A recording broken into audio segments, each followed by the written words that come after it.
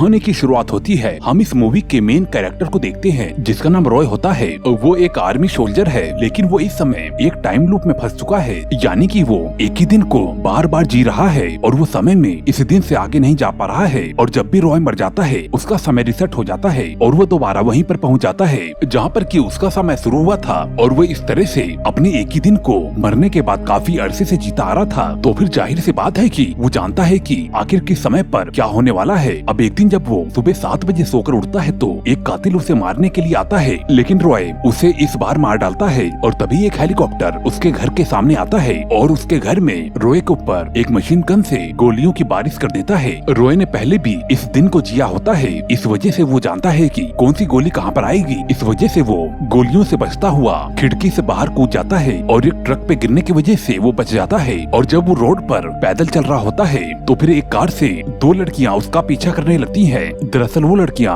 रॉय को मारना चाहती थी और वो रॉय का पीछा करते हुए रॉय को आखिरकार मार डालती हैं। अब रॉय का दिन दोबारा से वहीं पर ही स्टार्ट होता है, यानी कि रिसेट हो गया है। अब इस तरह से बार बार मरने के बाद वो ये समझ ही जाता है कि आखिर उन लड़कियों से कैसे बचना है। अब जब वो उन दोनों लड़कियों से बच जाता है तो उसके सामने एक लड़की आती है जो कि एक तलवारबाज थी। उसे तलवार काफी अच्छे से चलाने आती थी और एक कातिल और भी है जो कि उसे हर रोज बम से मार देता है। अब रॉय इन दोनों से बच भी जाता है। तो इसके अलावा भी यहाँ पर एक और कातिल होता है जो कि रॉय को मारना चाहता है और रॉय से काफी ज्यादा बहादुर भी है। अब अगर वो उनसे भी बच जाता है तो उसके सामने 2 जर्मन आ जाते हैं और जिनके हाथ में बड़ी बड़ी गन्स होती हैं और इसी तरह से वो टाइम लूप के द्वारा उनसे भी बच जाता है। लेकिन इसके अलावा रॉय का एक हमशक्ल आदमी है और वो भी रॉय को मार देगा। इसी तरह से बहुत ही सारे लोग हैं जो कि इसी तरह रॉय को कहीं न कहीं से मारते रहते हैं। अगर रॉय एक से बच जाता है तो दूसरा तो उसे मार ही देता है, अगर वो दूसरे से बच जाता है तो तीसरा उसे मार देता है। लेकिन इस तरह से रॉय को कोई ना कोई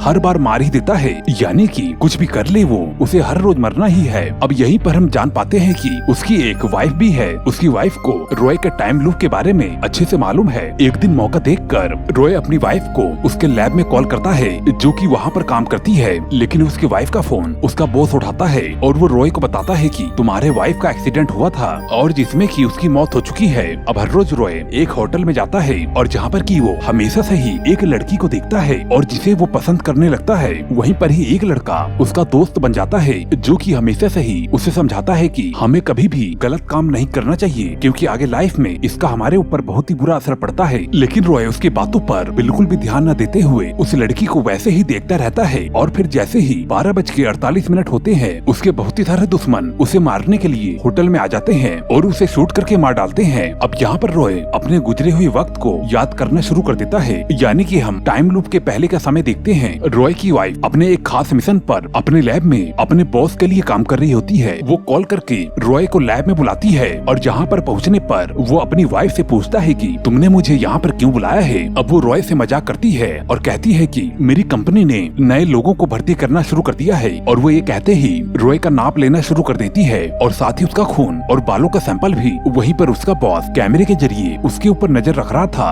और उसका बॉस लगातार ही कैमरे से उसे देख रहा था। जिस मिशन पर उसकी वाइफ वर्क कर रही थी वो एक काफी बड़ी मशीन दिख रही थी। उसे देखकर रॉय उससे पूछता है कि क्या तुम इसी मिशन पर काम कर रही हो और ये क्या है और ये क्या काम आएगी। जिस पर वो बताती है कि ये एक ऐसी मशीन है जो कि वक्त को बदल सकती है, लेकिन अगर इसका इस्तेमाल गलत लोग करने लग जाए तो और वो सब कुछ तबाह भी कर सकते हैं और लोगों की जान भी ले सकते हैं। इसी बीच हम जान पाते हैं कि इनका एक बेटा भी है और जिसको दूर रख के उसकी वाइफ उससे पाल रही है। अब यहाँ पर उसके बॉस का साथी आता है और वहाँ पर उससे कहता है कि बेशक से ये तुम्हारा हस्बैंड है लेकिन हमारे लैब का नहीं है और यहाँ पर बाहर के लोगों का आना सख्त मना है। वो कहती है कि मुझे कोई जरूरी काम था इसलिए मुझे बुलाना पड़ा। और फिर जब रॉय वहाँ से जाने लगता है और तभी उसकी वाइफ कहती है मैंने तुम्हारे बर्थडे का एक गिफ्ट भेजा है, उसे जरूर खोलकर देख लेना। और कहती है कि एक और जरूरी बात है, तुम एक वर्ड को याद कर लो जो कि आगे चल के तुम्हारे काम आ सकता है और वो वर्ड है ओसाइरस। रॉय के जाने के बाद उसका बॉस अपने साथी से कहता है कि एक काम करो,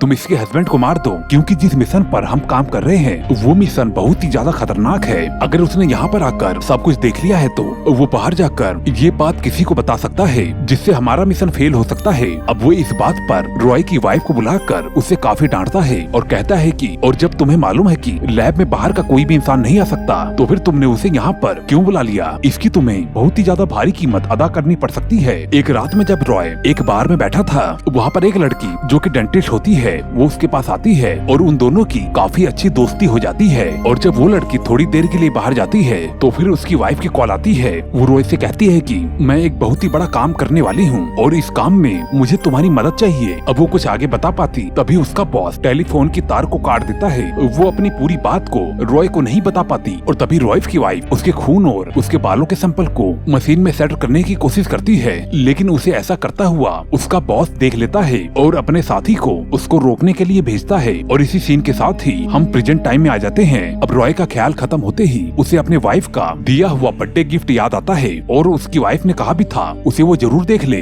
और जब वो गिफ्ट को खोलता है तो फिर वो गिफ्ट किताब थी और उसमें वही वर्ड था ओसाइरस, जैसे कि उसकी वाइफ ने याद करने को कहा था। और तभी रॉय के घर के बाहर वही हेलीकॉप्टर आ जाता है और रॉय को शूट करने लगता है, लेकिन अब हमेशा की तरह वो उनसे बच जाता है। अब वो दूसरी जगह पर आकर इस किताब को पढ़ने लगता है। इस किताब की कहानी को पढ़ने के बाद रॉय सोचने लगता है कि आखिरकार ये कहानी मेरी मदद कैसे कर सकती है। और तभी वो अपने बेटे को देखकर उसका पीछा करने लगता है ताकि वो उससे बात कर सके। और तभी हम देखते हैं कि वहाँ की सारी स्क्रीन में खराबी आ चुकी है, लेकिन उस तरफ रॉय का ध्यान नहीं जाता और वो अपने बेटे के पास जाकर उससे पूछता है कि तुम्हें तो इस समय स्कूल में होना चाहिए, लेकिन तुम यहाँ पर क्या कर रहे हो। और अब वो अपने बेटे को लेकर वहाँ से बाहर जाने लगता है। इसी समय वो टाइम को देखता है तो करीबन 12:50 हो चुके थे। अब वो सोचने लगता है कि डेली के डेली वो सभी कातिल 12:48 पर मुझे मारने के लिए पहुँच जाते हैं, लेकिन अभी तक तो 12:50 हो चुके हैं, लेकिन वो अभी तक नहीं आए। अब उसे एहसास होता है कि शायद उन्होंने उसके अंदर एक छोटी सी डिवाइस लगाई है जिससे कि वो जान जाते हैं कि वो कहाँ पर है और उसे ढूंढ कर मार देते हैं। अब वो ये सोच ही रहा होता है तभी वो कातिल उसे ढूंढते हुए वहाँ पर पहुँच जाते हैं और उसे शूट करके उसे जान से मार देते हैं। अब इसके बाद उसका दिन